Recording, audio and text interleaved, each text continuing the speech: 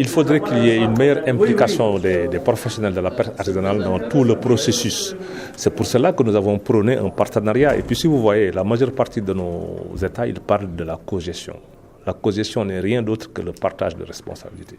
Et aujourd'hui, il est inévitable. On ne peut plus gérer la ressource halieutique sans une bonne implication des professionnels de la pêche.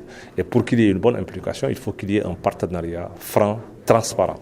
Et que chacun joue le rôle qu'il doit jouer.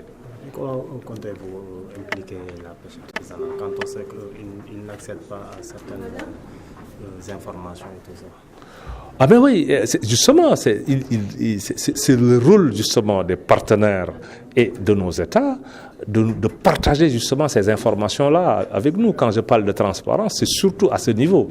Et là aussi, il y a un rôle extrêmement important que la société civile, les consommateurs et autres doivent faire. Parce que aussi la ressource n'appartient pas seulement aux communautés côtières ou aux pêcheurs, ça appartient à l'ensemble du peuple sénégalais. Donc il faut qu'il y ait une implication de tout le monde pour que cette gestion-là soit rationnelle et très bien réglementée. Il y a des actions qui ont été faites. Absolument, il y a des actions qui ont été faites. Mais là aussi, nous demandons encore une fois de plus, qu'il y ait beaucoup plus de concertation, beaucoup plus de transparence, avoir une vision vraiment beaucoup plus poussée que c'est ce qui se passe aujourd'hui. Parce qu'aujourd'hui, les océans sont menacés, la ressource a de sérieux problèmes. Et pour résoudre ces problèmes-là, il faut qu'il y ait une grande concertation de l'ensemble des acteurs pour pérenniser et aller vers une durabilité justement de ces ressources halieutiques-là.